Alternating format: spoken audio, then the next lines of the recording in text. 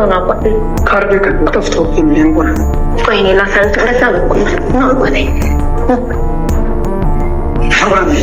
አሜን። ብሩክኝ ካርድ ስጥሽ። አሜን።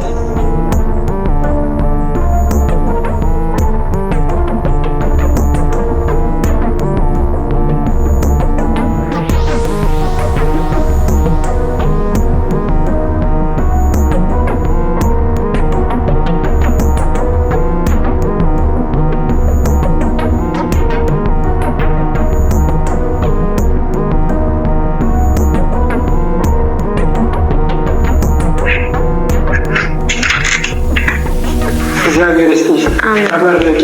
አሜን አባ። ካርድ ስጥሽ። አሜን። በጣም ካርድ ስጥሽ። አንቺ ታሞብሽ ነው። ባለቤቴ ነው ታመመ። እግዚአብሔር ይማርልሽ። አሜን። ገብረ መንፈስ ቅዱስ ይሁንለት። አሜን አባቴ። ያስተካክልልሽ። እንዳፎት ያደርግልኝ አባቴ። አሜን። እግዚአብሔር ይድንልሻል። አታስቢ። በቃ አባባ እሷን አናግሯት። እግዚአብሔር ይማሮት። እሺ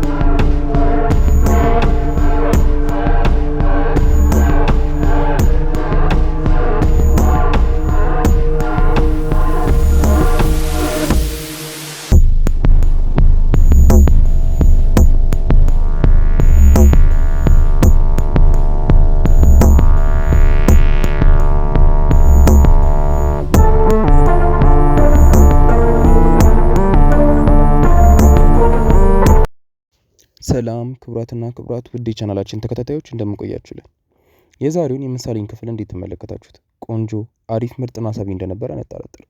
ውድ ቤተሰቦቼ እስቲ የማህሌት ተንኮል እጅግ ያስጠላችሁን የሰለቻችሁ ይህንን ቪዲዮ ላይክ አድርጉ። እንግዲህ ብሩክ ባለቀ ሰዓት በትራስ ታፍኗል እና ክቡራትና ክቡራት ቤተሰቦቼ የእውነት አንድ ሰው መጥቶ የሚያድነው ይመስላችኋል? ቅድስት ቶሎ ብላ የምትመለስ ይመስላችኋል? ቆይ ደግሞ ወደ ኋላ ስንመለስ እነዛ የመጡት ሽማግሌ የእውነት ካርድ ክፍሉ ጠፍቶባቸው ወይንስ ደግሞ ሆን ተብሎ የተሸረበ ሴራ ነው? እናንተ ውድ ቤተሰቦች ምን ታስባላችሁ? እዚህ ነገር ሽማግሌ ሆነው በአረጋዊ ሆነው እንደዚህ አይነት መጥፎ ሐሳብ መጥፎ ሴራ ይመጣላችኋል ብላችሁ ታስባላችሁ? እስቲ ሐሳባችሁን ኮሜንት ላይ አስቀምጡልኝ ውድ ቤተሰቦች።